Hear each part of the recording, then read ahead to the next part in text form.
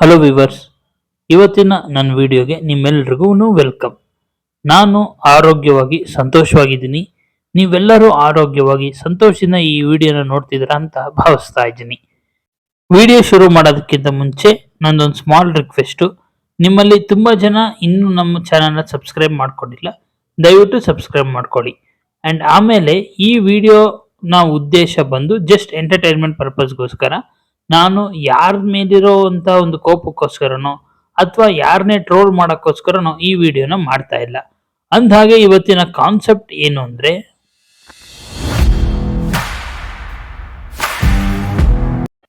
ಒಂದು cinema success ಆದ್ರೆ ಅದ್ರ ಕ್ರೆಡಿಟ್ನ ತುಂಬಾ ಜನ ಹೀರೋಗೆ ಕೊಡ್ತಾರೆ, ಮ್ಯೂಸಿಕ್ಗೆ ಕೊಡ್ತಾರೆ ಅಂಡ್ ಸಾಂಗ್ಸಿಗೆ ಕೊಡ್ತಾರೆ. ಆದ್ರೆ ಒಂದು ಸಿನಿಮಾ ಸೋತ್ರೆ ಪ್ರತಿಯೊಬ್ರು ಬ್ಲೇಮ್ ಮಾಡೋ ಏಕೈಕ ವ್ಯಕ್ತಿ ಅಂದ್ರೆ ಅದು ಡೈರೆಕ್ಟರ್. ನಾನಿವತ್ತು ಮಾತಾಡ್ತಿರೋ ಡೈರೆಕ್ಟರ್ಸ್ಗಳು ಒಂದು ಕಾಲದಲ್ಲಿ ಇಂಡಿಯಾನೇ ಅವ್ರ ಕಡೆ ತಿರುಗಿ ನೋಡೋ ಹಾಗೆ ಮಾಡಿದವರು. ಅಷ್ಟಿಲ್ದರೆ ಹೇಳ್ತಾರ, director can create wonders, director can create magics ಅಂತ. ಆ ತರ ಟಾಪ್ ಅಲ್ಲಿ ಇದ್ದಂತ ಡೈರೆಕ್ಟರ್ ಡೌನ್ ಫಾಲ್ ಆದವ್ರು ಯಾರು ನೋಡ್ಕೊಂಡು ಬರೋಣ ಬನ್ನಿ. Number 1 in the list is Ram Gopal Varma, also known as RGV. ಒಬ್ಬ ವ್ಯಕ್ತಿ ಅವರ ಮನೆಯವರ ಕೈಯಿಂದ ಯೂಸ್ಲೆಸ್ ಅನ್ನಿಸ್ಕೊಂಡು ಇಂಜಿನಿಯರಿಂಗ್ ನ ಅರ್ಧಕ್ಕೆ ಡ್ರಾಪ್ ಔಟ್ ಆಗಿ ಬಂದವನು ಒಂದಿನ ಒಂದು ವಂಡರ್ನ ಕ್ರಿಯೇಟ್ ಮಾಡಿ ಇಡೀ ಇಂಡಿಯಾನ ಅವನ ಬಗ್ಗೆ ಮಾತಾಡೋ ಹಾಗೆ ಮಾಡ್ದ. ಆ ವಂಡರ್ ಹೆಸರೇ ಶಿವ ಅಂತ. ಆ ಮೂವಿ ಆಗಾದ್ಮೇಲಂತೂ RGV ಅನ್ನೋ ಒಬ್ಬ ಡೈರೆಕ್ಟರ್ ಎಷ್ಟೋ ಡೈರೆಕ್ಟರ್ಸ್ ಗಳಿಗೆ ಇನ್ಸ್ಪಿರೇಷನ್ ಆದ್ರು. ಬಾಲಿವುಡ್ ಅಲ್ಲಿ ಸತ್ಯ ಅನ್ನೋ ಒಂದು ಅಂಡರ್ ವರ್ಲ್ಡ್ ಬೇಸ್ ಮೂವಿ ಮಾಡಿದ್ರು, ಕಂಪ್ನಿ ಅನ್ನೋ ಮೂವಿನ ಮಾಡಿದ್ರು. ಅದ್ರ ಜೊತೆಗೆ ಇಂಡಿಯಾದ ಬಿಗ್ಗೆಸ್ಟ್ ಸ್ಟಾರ್ ಆದಂತ ಅಮಿತಾಬ್ ಬಚ್ಚನ್ ಅವ್ರಿಗೆ ಸರ್ಕಾರ ಅಂತ ಮೂವಿ ಮಾಡಿ ಕಮ್ ಬ್ಯಾಕ್ ನು ಕೊಟ್ರು. ನಾವೀಗ ನೋಡ್ತಾ ಇರೋ ಪಾರ್ಟ್ 1 ಪಾರ್ಟ್ 2 ಕಾನ್ಸೆಪ್ಟ್ ನ ಫಸ್ಟ್ ಇಂಟ್ರೊಡ್ಯೂಸ್ ಮಾಡಿದ್ದೆ RGV ಅವರು. ಆ ತರ ಇದ್ದಂತ RGV ಅವರು ಈಗಂತೂ ಬರೀ ಅಡಲ್ಟ್ ಕಂಟೆಂಟ್ ಸಿನಿಮಾನೇ ಮಾಡ್ತಾ ಇದ್ದಾರೆ. ಅವ್ರ ವೈಯಕ್ತಿಕ ಲೈಫ್ ಬಗ್ಗೆ ಮಾತಾಡೋದಕ್ಕೆ ನನಗೆ ಯಾವ ಹಕ್ಕು ಇಲ್ಲ. But as a cinema fan, ಆ ತರ ಟಾಪ್ ಅಲ್ಲಿ ಇದ್ದಂತ ಡೈರೆಕ್ಟರ್ ಈಗ ಅಡಲ್ಟ್ ಕಂಟೆಂಟ್ ನ ಜಾಸ್ತಿ ಮಾಡ್ತಾ ಇರುತ್ತೆ ಅವ್ರ ಡೌನ್ ಫಾಲ್ಗೆ one of the main reason ಅಂತ ನಾನು ಹೇಳಕ್ ಇಷ್ಟಪಡ್ತೀನಿ. And second in the list is Yogaraj Bhat. ನಾನು ಈ ವ್ಯಕ್ತಿಯಿಂದ ಕಲ್ತಂತ one of the beautiful thing ಏನು ಅಂದ್ರೆ, ಇವರು ಜಾಸ್ತಿ ಮಾತಾಡಕ್ ಹೋಗೋದಿಲ್ಲ. ಅವ್ರು ಗೆದ್ದಾಗ್ಲೂ ಸರಿ, ಅವ್ರು ಸೋತಾಗ್ಲೂ ಸರಿ, ಅವ್ರು ಮಾತಾಡೋಕ್ಕಿಂತ ಅವರ ಕೆಲಸಗಳು ಮಾತಾಡೋದೇ ಜಾಸ್ತಿ.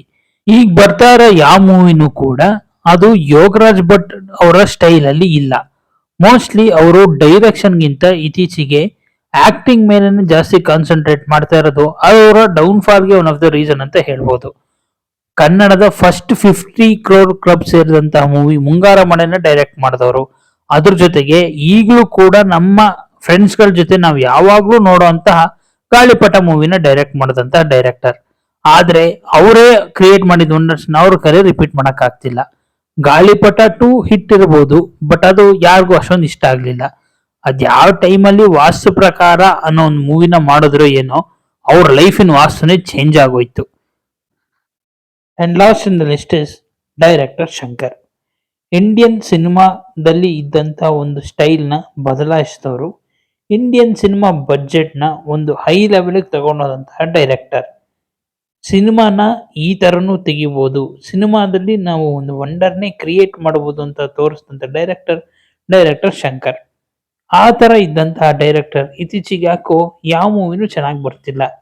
ಅವ್ರ ಲಾಸ್ಟ್ ಸೂಪರ್ ಹಿಟ್ ಆದಂತ ಮೂವಿ ಅಂದ್ರೆ ಅದು ರೋಬೋಟ್ ಅಂತ ಹೇಳಕ್ ಇಷ್ಟಪಡ್ತೀನಿ. ಐ ಮೂವಿ ಚೆನ್ನಾಗಿದ್ರು ಕೂಡ ಕಲೆಕ್ಷನ್ ವೈಸ್ ಅಷ್ಟೊಂದಾಗಿ ಚೆನ್ನಾಗಿ ಓಡ್ಲಿಲ್ಲ. 2.0 ಇಂದ ಇವ್ರ ಡೌನ್ ಫಾಲ್ ಸ್ಟಾರ್ಟ್ ಆಗೋಯ್ತು. ಸಿನಿಮಾದಲ್ಲಿ ಗ್ರಾಫಿಕ್ಸ್ ಇರಬೇಕೆ ಹೊರತು ಗ್ರಾಫಿಕ್ಸ್ ಸಿನಿಮಾ ಆಗ್ಬಾರ್ದು. ಗ್ರಾಫಿಕ್ಸ್ ಇಲ್ದೂ ಕೂಡ ಒಳ್ಳೆ ಕಂಟೆಂಟ್ ಇದ್ರೆ ಸಿನಿಮಾ ಓಡುತ್ತೆ. ಕಂಟೆಂಟ್ ಗಿಂತ ಸಿನಿಮಾದ ಸಾಂಗ್ಸ್ ಮೇಲೆ, ಗ್ರಾಫಿಕ್ಸ್ ಮೇಲೆ ಅಂಡ್ ಬಡ್ಜೆಟ್ ನ ಇನ್ಕ್ರೀಸ್ ಮಾಡಿದ್ದೆ ಅವ್ರ ಡೌನ್ ಫಾಲ್ಗೆ one of the main reason. ಈ ವಿಡಿಯೋ ಮಾಡಿದ ಉದ್ದೇಶ ಹಾಗಿದ್ದ ಡೈರೆಕ್ಟರ್ ಹೇಗ್ ಸೋತೋದ್ರು ನೋಡಿದ್ರ ಅಂತ ಆಡ್ಕೊಳ್ಳೋದಕ್ಕಲ್ಲ. ಒಬ್ಬ ಮನುಷ್ಯನಿಗೆ ಸಕ್ಸಸ್ ಅಂತ ಇದ್ದಾದ್ಮೇಲೆ ಫೇಲ್ಯೂರ್ ಅಂತ ಇದ್ದೇ ಇರುತ್ತೆ, ಫೇಲ್ಯೂರ್ ಅಂತ ಇದ್ದಾದ್ಮೇಲೆ ಸಕ್ಸಸ್ ಅನ್ನೋದು ಇದ್ದೇ ಇರುತ್ತೆ.